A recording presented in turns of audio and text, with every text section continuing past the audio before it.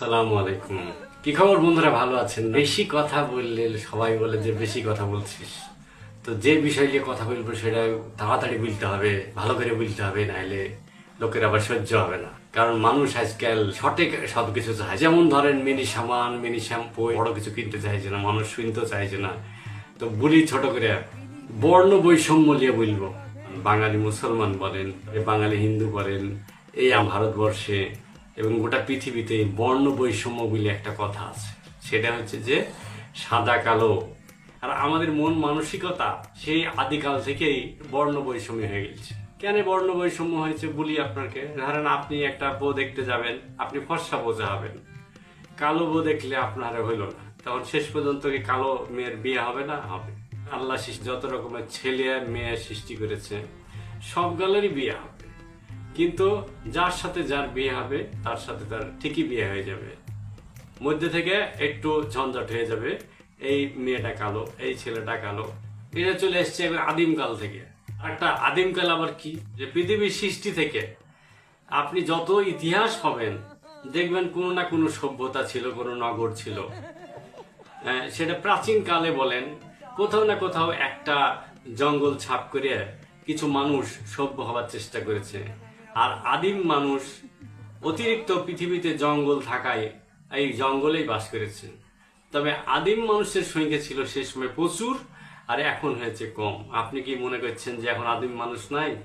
এমন অনেক আদিম মানুষ আছে দুনিয়াতে যে আর খোঁজ আপনারা জানেন না, এবং তারাও আমাদের খোঁজ জানে না যে পৃথিবী এরকম বিরাট একটা সভ্যতা, মানে কম্পিউটার আর টাচ মোবাইল দিয়ে একবারে খুব ঝাড়ি মেরে বেড়াচ্ছি, এটা কিন্তু ওরা জানে না। সেই যুগেও সভ্যতা ছিল, আদিম মানুষ ছিল, এখনো আদিম মানুষ আছে, সভ্যতা আছে। অস্ট্রেলিয়া এখনো আদিম মানুষ আছে।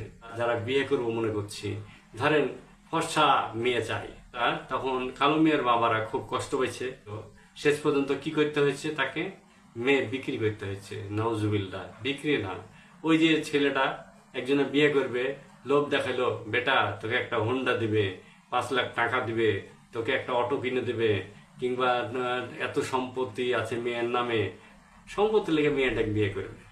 কিন্তু ফর্সা হইলে অত সম্পত্তির দিকে দেখত না। এইভাবে সমাজ, আমার এই উপমহাদেশের সমাজটা চলে গেছে। যে আমাদের এই খাসলতটা তৈরি হয়েছে বহু যুগ যুগ আগে থেকে।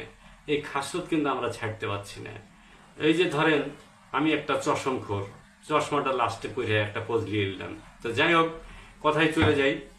আল্লাহ কিন্তু ছেলে মেয়ে উভয়কে সুন্দর করে বানিয়েছে, কিন্তু যার চোখে যার লাগে রে ভালো বলে একটা কথা আছে। একটা সময় থাকে ছেলে এবং মেয়ে উভয়ই খুব সুন্দর হয় দেখতে, যখন তার যৌবন আসে তার সৌন্দর্য প্রকাশিত হয়। কিন্তু দেখা যাচ্ছে তখন তার বাড়কি আবার বাড়ে যায়। বলে যে আমার পিছনে মেলা ছেলে ঘুরছে, দিয়ে কিছুদিন পর বাড়কি লিয়ে হলো, বিয়ে করলো না, তখন দেখা যাচ্ছে আর কেউ ঘুরছে না।